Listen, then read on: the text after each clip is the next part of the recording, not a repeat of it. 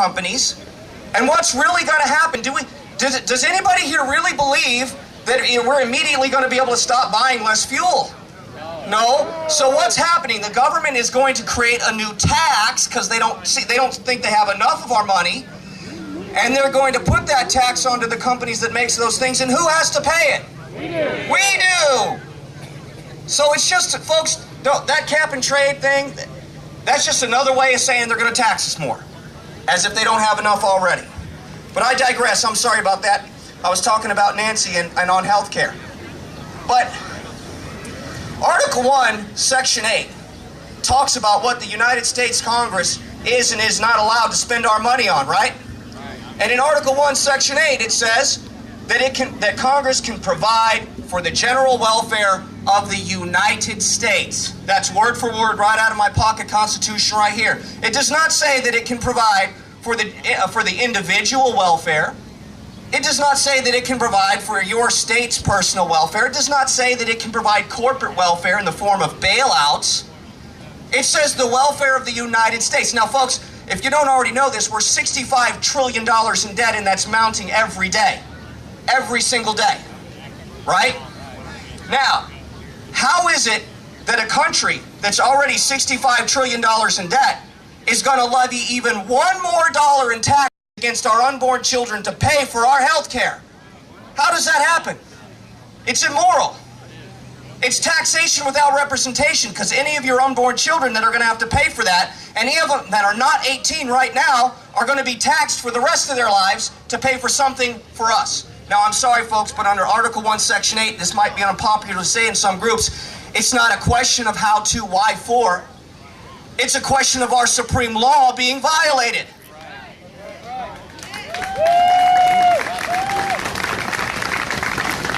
Now let me just hit on taxation without representation one more time. Because taxation without representation is one of those things that got our founders all riled up, right? They were being taxed without representation, and it was one of the key reasons why they started and fomented a revolution that brought us to where we are here today. And yet, our Congress is guilty now of the very same thing. Taxing the unborn to pay for programs that are unconstitutional in the first place. And our founders wouldn't stand for that. Our founders stood up to it, they demanded justice, and so should we. And this is our time. This is our time to do exactly that.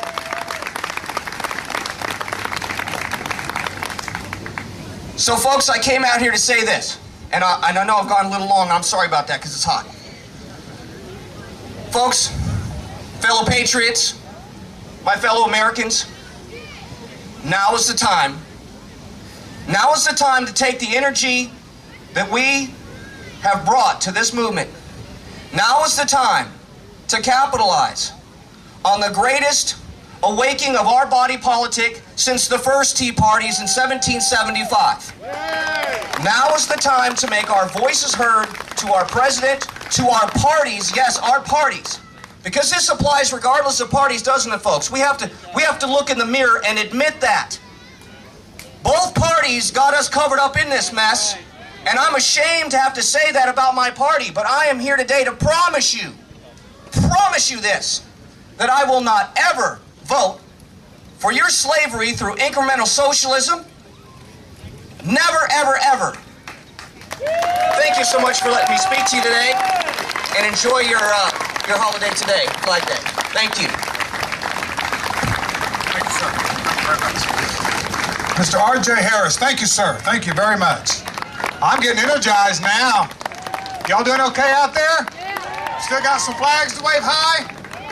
You better get those flags ready. We're entering a phase of the program now, which ironically, 2 or 3 of our speakers already have been military gentlemen.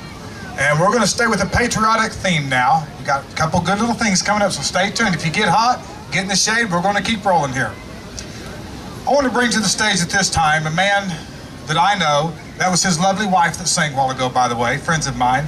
Tim Miller was born in Brooklyn, New York. He moved to Oklahoma in 1974, graduated from Owasso in 1980, then went on to earn an associate's degree in applied science from Oklahoma Junior College, joined the Army in 1982, and he accepted Special Forces training. And his awards and decorations include the following: Special Forces Tab, Green Beret, Airborne School, Halo School, Scuba School, National Defense Ribbon. I'll tell you what, with all these military guys, I think I better stand up. I'm starting to get intimidated here. National Defense Ribbon, Joint Service Commendation, several NATO ribbons, Bronze Star, and Combat Infantry Badge. Tim is married to his lovely wife, Tricia, and they have 3 beautiful children. He's a small business owner in Owasso and involved in many different civic groups. He served in over 26 countries. His last tour of duty was Bosnia and Kosovo, and then retired in 2002 as Staff Sergeant. Ladies and gentlemen, Mr. Tim Miller.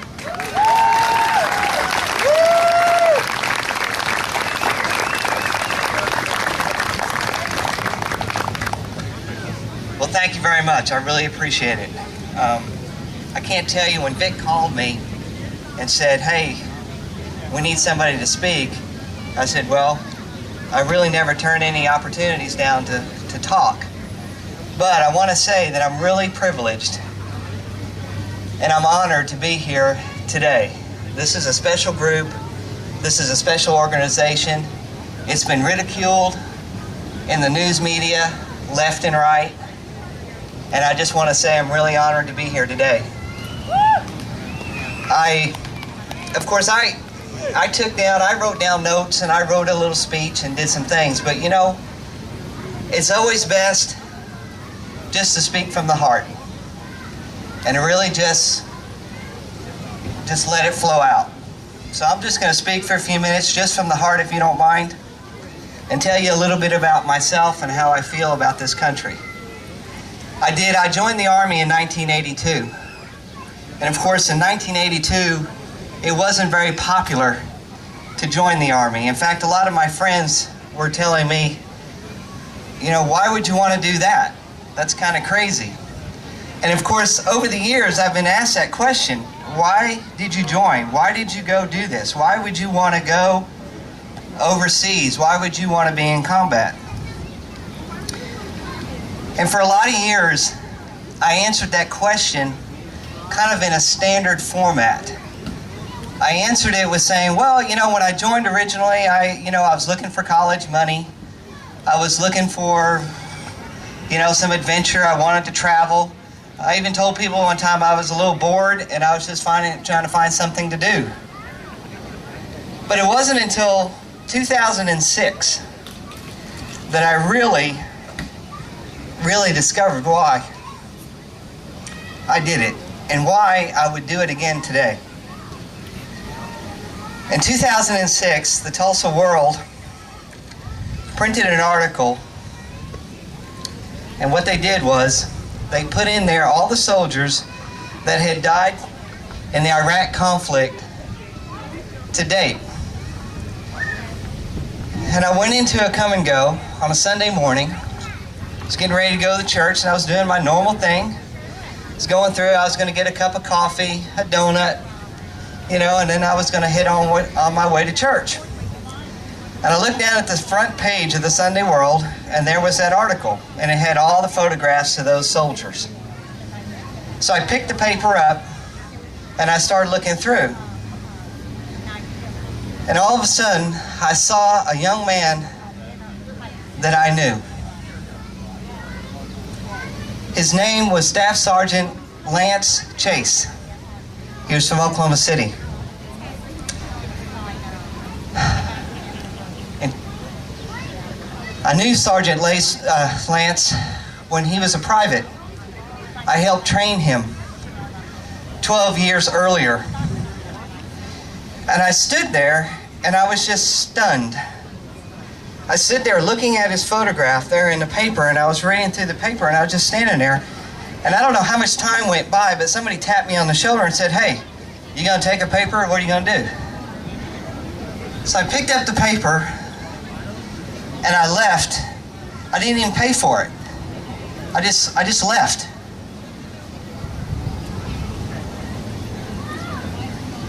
And at that time, I had felt such sorrow and grief, and then I had felt regret, because I had trained this young soldier at one time.